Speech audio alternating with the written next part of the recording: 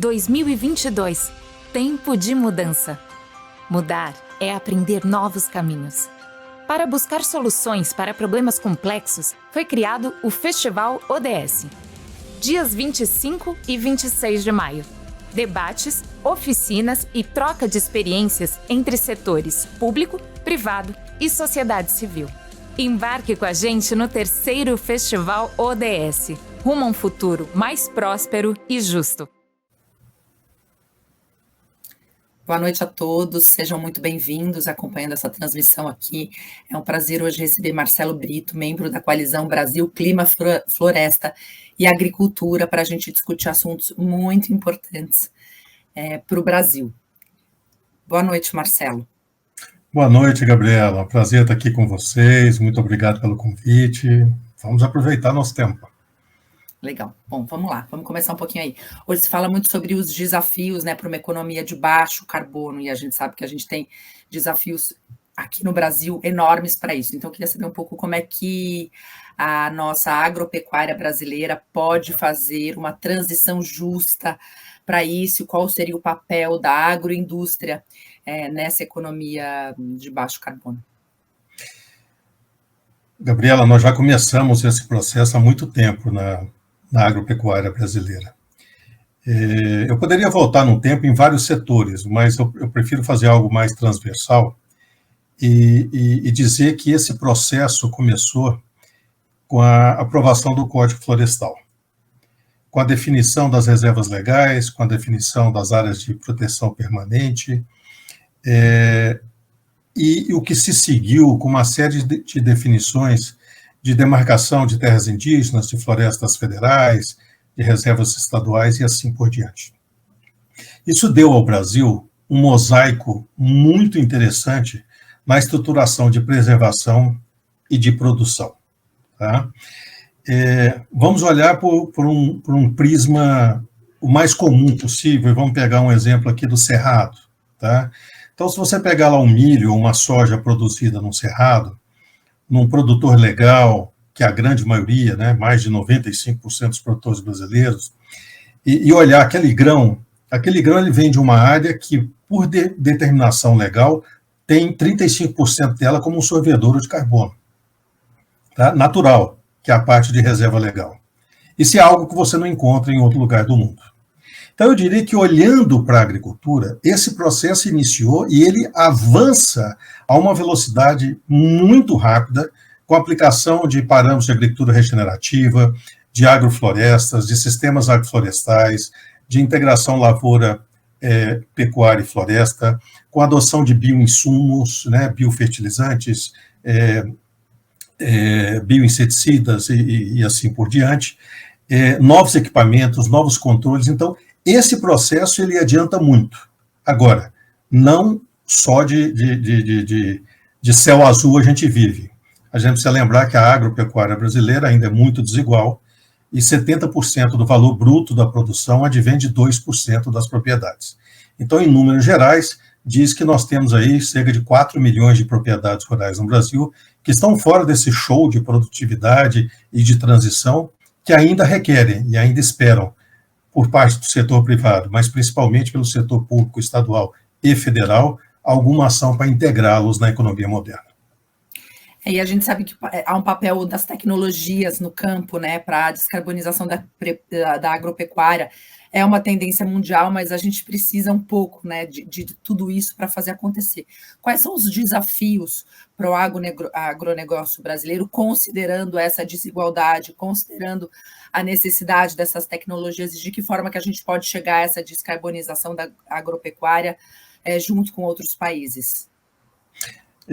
Gabriela, eu vou tocar em alguns assuntos, alguns que são até muito caros para pessoas aqui no Brasil, assim, temas muito discutidos, muita gente a favor, muita gente contra.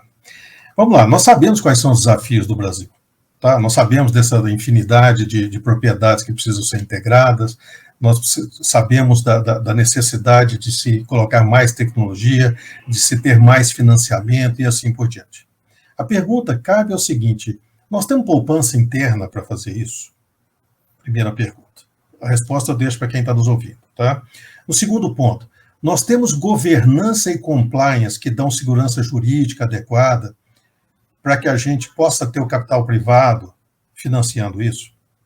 E a terceira pergunta é a seguinte: nós poderíamos usar nossa força para trabalhar essa governança, para dar essa segurança jurídica, e ter o capital externo, que esse não tem problema de poupança, esse tem a vontade lá fora para trazer, para investir nesse setor, mas nós temos uma regra aqui que proíbe investimento estrangeiro em terras. Isso, para mim, mais ou menos, é você criar uma estrutura de campeões nacionais por legislação. Tá? Já houve no passado a criação de campeões nacionais por juros subsidiados. Essa é por legislação.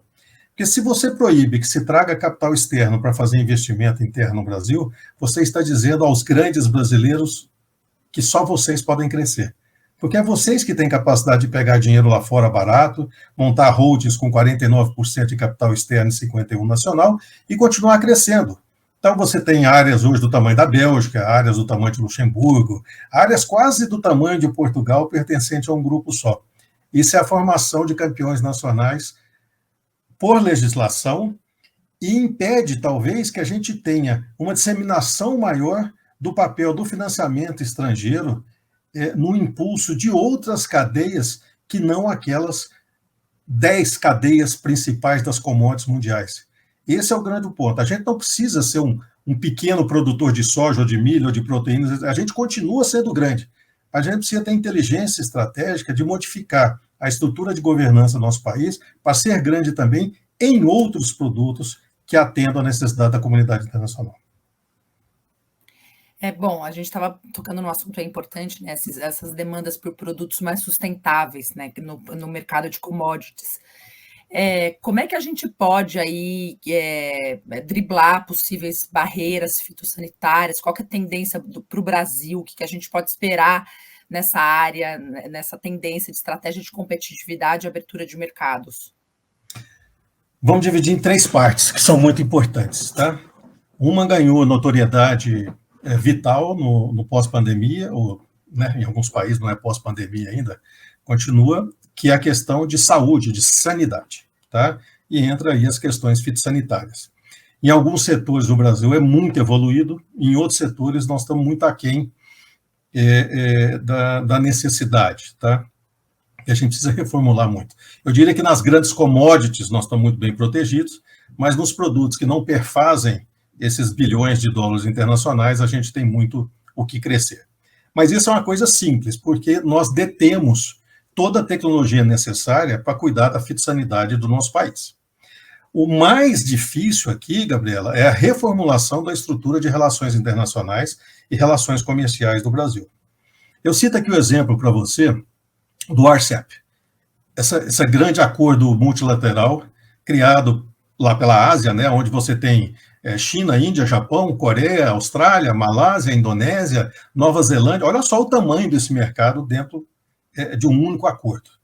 Então, eu te pergunto assim, se o Brasil é grande produtor de mandioca, só para citar um exemplo, e a Tailândia é grande produtor de mandioca, quando esse acordo multilateral estiver implementado, esquece a nossa mandioca nesse mercado. Porque a mandioca da Tailândia vai ter isenção fiscal para operar esse mercado. E nisso você pode olhar em todos os outros produtos. Então é simples dizer quais os produtos brasileiros terão dificuldade dentro dessa área, uma área que vai representar 60% da classe média mundial consumidora já a partir de 2030. E o Brasil não faz parte disso. Aliás, o Brasil só faz parte do Mercosul, não faz parte de nenhum acordo multilateral. Então é importante dizer que nós passamos do governo Lula, passamos do governo Dilma, passamos do governo Temer, passamos do governo Bolsonaro, está aí caminhando para o seu último estágio, e não nos fizemos acordo com ninguém. Tá? Então, ou seja, nós estamos perdendo. Por incrível que pareça, Gabriela, você pega um açaí aqui no Brasil hoje, você leva para os Estados Unidos, reprocessa, põe numa embalagem escrito Made in Brasil, e ele chega na Coreia do Sul mais barato se a gente mandar direto do Brasil para lá. Então, isso mostra que nossa estratégia em termos de exposição internacional do Brasil é muito ruim sobre esse ponto. Sobre o segundo ponto, nós somos um país que exige que o nosso produto seja aceito pelo mundo inteiro, mas ainda somos muito fechados para receber produtos de fora. Então, olha a balança comercial do agro brasileiro. Extremamente positiva, coisa rara de se ver lá fora. Quando você quer crescer mais no mercado internacional, a via tem que ser de duas mãos, você precisa se abrir também. E o Brasil só se abriu agora recentemente, diante da escassez de uma série de commodities. Então, para tentar conter um pouco o processo inflacionário, nós reduzimos os impostos, mas são todas reduções temporárias, a gente não sabe se elas permanecerão. E a terceira, que é a que mais me causa estranheza e tristeza, é o Brasil nunca ter utilizado toda a riqueza e todo o potencial ambiental nosso nas nossas trocas internacionais, nas nossas relações internacionais. Nós temos carbono, nós temos biodiversidade, nós temos florestas, nós temos chuvas, ou seja, nós temos tudo aqui para utilizar nas trocas internacionais. Mas como a casa está mal cuidada, você não consegue vendê-la, nem mesmo alugá-la. Então precisaria que a inteligência se instalasse e lembrássemos que um Brasil com a Amazônia preservada é um Brasil que se inclui no mundo. O Brasil com a Amazônia degradada é um Brasil que se exclui do mundo. E se exclui em todos os produtos. A gente continua sendo grande naqueles produtos que são comprados pelos outros, mas a gente tem muita dificuldade em ser grande naqueles produtos que nós temos que vender para os outros com os atributos criados aqui dentro, porque embaixo de cada um está escrito Made in Brasil. E Made in Brasil tem uma Amazônia degradada lá dentro. Quer dizer, a gente tem muita coisa a nosso favor, mas tem muita coisa contando contra do nosso lado aí, né? Que a natureza nos deu tudo em favor e politicamente nós estamos fazendo tudo contra. Por que? Eu não sei. Como é que você vê um caminho para isso? É possível falar em caminho e esforço do Brasil para a gente chegar lá? A gente precisa parar de discutir narrativas e discutir ciência. Então, a narrativa hoje é a seguinte: olha, tá bom, nossa imagem está muito ruim no exterior, nossa imagem ambiental é muito ruim, nossa imagem política é muito ruim, mas eu estou vendendo. Nós estamos vendendo. O ano passado, o agronegócio quebrou recorde de venda. Isso não tem nenhum problema, gente. Nós estamos num momento onde supply e demand, né, oferta e demanda, estão desbalanceadas desde o período da pandemia. E quando a gente achou que iria entrar no trilho normal novamente, veio a invasão russa à Ucrânia, que desmobilizou esse arranjo, impactou fortemente o custo das commodities e levou tudo novamente. Significa o quê? Nós estamos vendendo muito e a preço alto, e as margens nunca foram mais altas. Mas se existe uma realidade no mercado de commodities, no mercado de alimentos, é que todo preço que sobe desce. Quando ele está alto, é porque existe desequilíbrio, então as pessoas estão comprando por conta do desequilíbrio. Quando ele está baixo, é que ele está em equilíbrio, e aí vale as agregações de valor e os detalhes que você precisa colocar em cima disso. É como você construir uma marca. Você tem um tempo de construção dessa marca e um tempo de efetiva confiança para que você entre no lugar e compre essa marca. Então, quando a gente pega um momento desse, onde o pessoal está comprando, onde a China está comprando, e a gente efetivamente distrata esse cliente dizendo, ele tem que comprar de qualquer jeito, porque se não comprar no Brasil, eu vou comprar de outro, a mensagem que a gente manda é o seguinte: procure outro fornecedor, porque eu não sou confiável, eu estou te obrigando a comprar alguma coisa. Tá? Então, nesse momento que a gente teria que fazer uma construção muito diferente. E como é que a gente faz essa construção? É simples. Olha para a ciência estatística e comportamental e vê quais são as tendências de consumo nas diferentes partes do mundo. Principalmente, vê as tendências de consumo por geração. Nós estamos numa fase de mudança geracional e o comportamento de consumo das novas gerações, dos milênios, da geração Z, é um comportamento diferente da nossa geração que hoje paga a conta. O que esperam essas pessoas que pagarão a conta daqui a alguns anos? Existem milhares de pesquisas que nos mostram isso. Se a gente não está lendo isso para incorporar na nossa estratégia de país ou na nossa estratégia de empresa, mostra que a gente não dá conta de enxergar além de 2, 3 safras. E aí você não pode ser um empresário do setor, você é só um oportunista de preço do setor. Eu te garanto que as boas empresas brasileiras estão montando a sua estratégia e olhando para frente. Já sabe o que espera daqui a 8, 9, 10 safras. Mas o Brasil precisa fazer alguma coisa, já que o rate de uma empresa nunca será melhor do que o rate do país onde ela está instalada. Pensar a longo prazo, né? Muito mais do que a curto prazo. Com certeza. Esse é o segredo dos bons negócios, pensar no longo prazo e Como é agir no que, curto. como é que o mercado de capitais vê respondendo às pressões e oportunidades para a descarbonização do financiamento do agronegócio? O mercado de capital responde na velocidade proporcional à segurança que você dá a ele. Tá?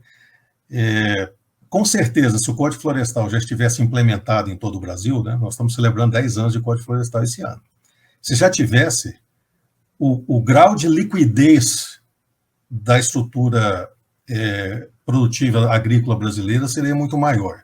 Ou, deixa eu colocar o inverso, o grau de risco seria muito menor, porque você já teria segurança jurídica bem implementada no país. Então, assim, à medida que a gente aumenta a segurança jurídica, a gente aumenta a regularização fundiária, a gente aumenta a validação do cadastro ambiental rural, os produtores podem acessar o plano de recuperação ambiental. À medida que você faz isso, você diminui o risco de quebra, aumenta a liquidez do setor e cria mais exposição para o setor privado. É de interesse do setor privado.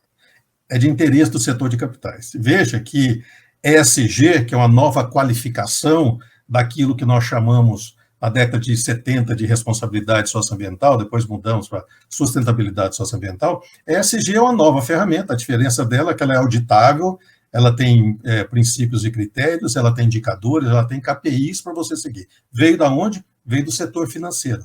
Porque setor financeiro exige credibilidade. E credibilidade tem que ser pautada em integridade do processo. E para essa integridade, a gente precisa restaurar o sistema de leis do Brasil. Não é o agronegócio que desmata a Amazônia, a gente sabe disso. É um processo de criminalidade, de toma da propriedade pública nacional através da grilagem. Mas isso reflete em cima do nosso setor e, às vezes, congela investimentos nessa área. Então, eu acho que o setor de capitais está totalmente preparado e aberto para entrar no Brasil. Quanto mais segurança jurídica, quanto mais estabilidade política que nos falta, e quanto mais estabilidade econômica, mais aberto esse pessoal vai estar a investir no nosso país e nos colocar num ritmo de crescimento. Gabriela, vamos lembrar só o seguinte, nos últimos 20 anos, o único setor que teve aumento de produtividade foi o agronegócio, em média 3,2% ao ano. Todos os outros setores da economia brasileira caíram a produtividade. Significa que em 2022, a produtividade da indústria brasileira é menor do que no final da década de 90. Só existe uma palavra para isso: desastre. Desastre. É o que nós produzimos no Brasil nesses últimos 20 anos. Foi um verdadeiro desastre socioeconômico. Bom, vamos falar um pouquinho da estratégia Farm to Fork. Acho que tem o objetivo de tornar sistemas alimentares mais justos, saudáveis, ecológicos. E como é que esse modelo pode nos inspirar? Bom, eu sou fã, eu gosto muito dele. Tá? Eu gosto muito desse modelo europeu. Mas nós temos que fazer layers. Vamos pegar a cebola e começar a descascar por fatias nisso aí. Se a gente for no mercado alemão, por exemplo, é um mercado preparado para você ter a estrutura do Farm to Fork completa. Tá? Eu quero ver como eles vão fazer para complementar as necessidades dele com um produto vindo de fora. Porque aí você muda o layer da cebola, Gabriela, e vai ter que começar a enxergar quais são as condições daquele país que é seu fornecedor. Nós não podemos querer comparar a estrutura de governança brasileira com a estrutura de governança suíça, ou mesmo espanhola, tá? Para não ter uma diferença aí. Se a gente compara o Brasil com outros países do mesmo grau de desenvolvimento nosso, provavelmente nós somos o principal, o melhor. E mesmo assim, nos falta ferramentas de rastreabilidade, por exemplo, né, que fala com integridade e credibilidade, ainda nos falta para preencher diversos itens lá do Farm to Fork europeu. Tá? Então, assim, eu não gosto da imposição vindo de fora, é a história da cenoura e do chicote. Quando vem uma imposição de fora, é o chicote. Mas qual é a cenoura que está colocada à frente disso? As transições são muito importantes, e a gente vai passar essa transição pela dor ou pelo amor. Eu só queria perguntar que tipo de transição nós vamos fazer, tá? Não dá para fazer transição com falta. Então, assim, vamos mudar todo o fóssil fuel por energia renovável. A gente está vendo o que está acontecendo na Europa, dos países que se aceleraram sem se preparar devidamente para isso. Faltou energia. E você elevou o custo para a sociedade. A gente viu o exemplo de parte do Sri Lanka, por exemplo, que o governo determinou que não se utilizaria de fertilização química mais e que seria tudo orgânico. E perderam quase metade da produção nacional, aumentando a fome naquela parte do país. Então, assim, as transições devem acontecer porque o mundo vive em melhoria contínua. E a ciência vem em melhoria contínua. Agora, vamos tomar cuidado com essa transição para que não seja algo mais veloz por emoção do que pela razão. Pela razão, talvez não leve a velocidade que a gente queira, mas vai no caminho certo. E a emoção talvez nos traga quedas profundas no decorrer do processo, que talvez atrapalhe o sentido que a gente está correndo. Aquela coisa do devagar e sempre, né? Exatamente. E aos poucos e chegar lá. E a agricultura brasileira está mostrando isso em vários setores. Eu estou nesse ramo há muito tempo, então olha como a gente produzia 30 anos atrás e olha como a gente produz hoje. É uma evolução gritante. Você tem alguma dúvida que daqui a 20 anos vai ser tudo diferente? É legal que o senhor tem destacado essa diferença de comportamento, né, em relação às práticas sustentáveis no agronegócio. Eu queria saber onde é que estão os bons exemplos e qual que é o futuro para o setor, na sua opinião. Gabriela, eu poderia ficar aqui o resto do nosso tempo citando o nome de empresas que estão investindo forte nisso aqui. Eu não vou fazer propaganda privada, mas eu vou te falar aqui de empresas brasileiras que são modelos mundiais, tá? Setor de carnes, Brasil, pouca gente sabe, nós somos exportador de carne carbono neutro. Setor de papel e celulose brasileiro é considerado o melhor do Brasil. O setor de suco laranja brasileiro domina o mundo hoje por sua excelência de qualidade. Tá? Resumindo de uma forma geral, o Brasil exporta hoje para quase 200 países. Por que você acha que a gente faz isso, Gabriela? Porque existe um complô mundial contra a Amazônia e contra o Cerrado e contra os biomas brasileiros, e todos os países do mundo querem destruir o Brasil, por isso que eles compram da agricultura brasileira? Ou será porque nós temos um processo de produção e rastreabilidade muito bem feito para o produto externo, que dá a credibilidade e a integridade que os compradores estão querendo? Talvez o que a gente precisa fazer é mudar um pouco o nosso pensamento no mercado interno, porque os 20% da carne brasileira que é exportada é rastreado. Provavelmente em Xangai você saiba muito mais de onde vem a carne que você está comendo do que um pedaço de carne que você compra aqui em São Paulo, ou no farelo de soja que alimenta um frango na Europa. Então, talvez a grande visão, a grande virada do Brasil seja a reformulação do mercado interno.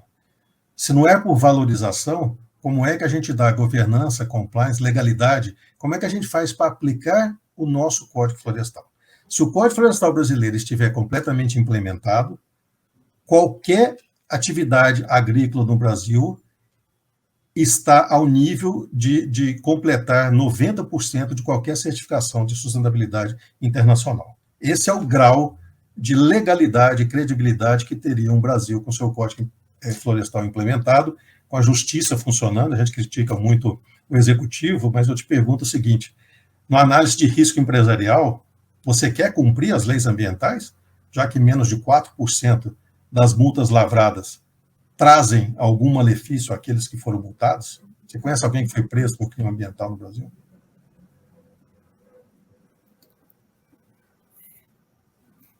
Difícil, né? Então, assim, temos que pensar num país, num contexto geral. Nós estamos num ano eleitoral, Gabriela, e nós estamos discutindo candidatos. Que tal a gente parar de discutir candidatos e discutir projeto de país? Eu vou parafrasear aqui a ex-ministra Isabela Teixeira e fazer uma pergunta. Nós estamos discutindo o Brasil no futuro ou aonde nós queremos ver o Brasil no futuro? Talvez essa seja a diferença que nós precisamos discutir esse ano. Que Brasil nós queremos no futuro e de que forma nós, enquanto sociedade cívica, cidadã, pode trabalhar para ver esse Brasil no futuro? As ferramentas estão aqui. E as formas são dadas. Tudo que a gente utiliza hoje é demanda derivada de consumo. E o que é demanda derivada de consumo é pesquisável, dá para a gente estudar, já para a gente prever e dá para ter uma boa ideia de como a gente deve atuar. E hoje você é mais pessimista ou é mais otimista quando a gente pensa nesse desenvolvimento mais sustentável do nosso país? Eu sou mais otimista, porque todo dia sai alguém da minha geração e entra alguém da geração mais nova. A visão deles de mundo é melhor do que a minha. Que são as pessoas que podem fazer o Brasil aí se desenvolver e ganhar espaço. São as pessoas que vão fazer, Gabriela.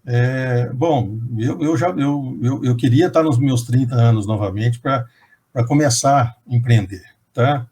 Minhas filhas estão nessa idade. E é interessante que hoje eu encontro colegas aí com filho de 1 ano, de 2 anos, de 3, de 5 anos, e alguns da falam, isso é bobagem, esse negócio de ciência, esse negócio de mudança climática. Eu não sei como é que eles acham bobagem, porque nossa geração viu uma virada de século. Nós não vamos ver outra, né? Mas esses filhos que estão com 5 anos vão estar aqui em 2100, ainda mais com o avanço da medicina e das tecnologias. Então, nós não estamos produzindo mais um mundo com uma geração abstrata que você não sabe quem é. Nós estamos produzindo um mundo aqui para aqueles que a gente conhece, que são ou seus filhos, ou são seus netos, ou são seus bisnetos. Pô, não é possível que nós sejamos tão ruins assim, a ponto de descartar a boa ciência em troca de simplesmente dizer, não, eu não acredito e é melhor não fazer nada. Eu sou engenheiro de formação, eu tenho estudado minha vida inteira e ganhar conhecimento todo dia é uma obrigação de quem tem a dádiva da vida e de quem ganha a dádiva da vida. E trabalhar com meio ambiente, trabalhar com agronegócio, te dá o prazer de trabalhar em 2 coisas que são mais essenciais à vida humana, que é a natureza e tudo que ela produz em serviços ambientais e o alimento, que nos mantém em pé e sustentável. Então, é uma dádiva poder trabalhar nesses 2 pontos, e é uma dádiva estar num país que poderia ser uma potência agroambiental. Nesse exato momento, nós somos potência agrícola. Potência da física significa trabalho realizado. Como nós estamos destruindo o nosso meio ambiente, nós não podemos ser taxados de potência ainda. Mas na hora que a gente se adequar novamente na linha de desenvolvimento mundial, aí sim nós podemos ser taxados de uma potência agroambiental e ter, dentro das relações internacionais e das trocas comerciais, poder oferecer isso que nós temos, que é mais caro para o planeta hoje. E alguém precisa nos remunerar por isso. E caminhando aí de acordo com os outros países que dão valor a esse meio ambiente que muitas vezes é negligenciado aqui no Brasil. Nós estamos num momento difícil, né, que a gente está vendo aí aumento de petróleo, aumento do consumo de combustíveis fósseis por conta da questão da guerra. E alguns já dizem assim, esse negócio de mudança climática já se perdeu de novo. Isso vai acontecer muito, tá? Nós estamos num processo de mudança da forma de vida, gente. Nós temos uma forma de vida calcada em fossil fuels, né, em combustíveis fósseis, no último 1,5 século. Nós não vamos mudar em 10 anos. Essa é uma mudança paulatina, desculpa. Alguns países sairão mais cedo, outros sairão mais tarde, mas, naturalmente, aqueles que chegarem lá mais cedo são aqueles sempre que bebem água mais fresca. O Brasil tem essa condição de fazer isso. Gabriela, talvez o Brasil, entre os grandes países do mundo, seja o que mais fácil possa fazer a sua descarbonização e a sua transição para uma economia neutra. Porque mais de 50% das nossas emissões estão ligadas a desmatamento ilegal ou a práticas ainda antiquadas da agricultura. Ou seja, nós podemos transformar isso muito mais fácil do que um país como os Estados Unidos, por exemplo, ou a China, ou a Inglaterra, que tem que mudar a sua estrutura de energia, a sua estrutura de indústria e a sua estrutura de transporte. Custa muito mais caro e leva muito mais tempo. Agora, eu adoro ser líder, mas é impressionante como tem gente no Brasil que acha que você não precisa ser líder de nada. Quem é líder é quem comanda o jogo. Quem é líder senta na mesa, na cabeceira. Quem é líder determina o ritmo das negociações. No campo ambiental, o Brasil nem à mesa está sentando mais. Não é questão de ter perdido a cabeceira. Nós perdemos lugar à mesa e os outros estão decidindo por nós. Mas é possível reconquistar no futuro próximo esse lugar e liderar aí o cuidado com sustentabilidade, meio ambiente, envolvendo a agroindústria, pecuária? Perfeitamente possível, factível, alcançável, lastreado em cima de credibilidade, lastreado em cima de promessas cumpridas. O grande problema nosso é que nós temos um histórico aí, nesses últimos 10 anos, de promessas não cumpridas. E você entende que é possível recuperar esse lugar à mesa? Perfeitamente possível, factível, desejável. A gente precisa aprender, Gabriela, a entregar as nossas promessas. Nós estamos há 7 anos seguidos de aumento de desmatamento e sempre prometendo, não, vamos fazer uma ação aqui, Amazônia Verde, comando e controle não sei de quê, vamos fazer isso, vamos fazer aquilo e vamos derrubar o desmatamento. O desmatamento continua crescendo, então essa é a mensagem que a gente manda para o exterior. Nós temos um problema seríssimo na relação com as comunidades indígenas, esse é o terceiro item de maior detração contra o Brasil, né, de perda de imagem nosso, e tem esses monitoramentos, a gente faz esses monitoramentos internacionais. Então, a gente sabe, então o governo sabe também quais são os pontos que estão pegando. Então, gente, vamos inserir o Brasil do mundo, como dizem os colombianos, né, aliás, todos os vizinhos sul-americanos nossos dizem que o Brasil tem a mania de ser o maior do mundo, o melhor do mundo, o mais importante do mundo. O país que melhor trabalha a imagem no mundo é a Suíça. Porque a Suíça ela tem consciência que ela vive da imagem. Tá? Os produtos, pode ver que os produtos são todos baseados em imagem. O chocolate suíço não produz um pé de cacau dentro da Suíça, tá? Mas é o grande chocolate, o serviço financeiro. E no estudo deles, Gabriel, eles mostram o seguinte: para que você tenha boa imagem internacional, você tem que começar pelos seus vizinhos. Nem entre os nossos vizinhos a imagem é boa. Então, nós temos que recomeçar isso aí, nesse papel de inteligência relacional. Nós temos um Itamaraty de primeira qualidade e, mais do que isso, nós temos um setor privado invejável nesse país. Então, é factível, sim, é possível a gente retomar, desde que a gente eleve a credibilidade das promessas que a gente coloca em público. Perfeito. Marcelo Brito, muito obrigada por essa conversa, muito obrigada para todo mundo que ficou com a gente até agora, e espero que todos tenham aproveitado. Obrigada. Eu que agradeço. Ótimo evento a todos. Obrigado por estar aqui. Foi um prazer imenso, Gabriela. Obrigada. Boa noite. Boa noite.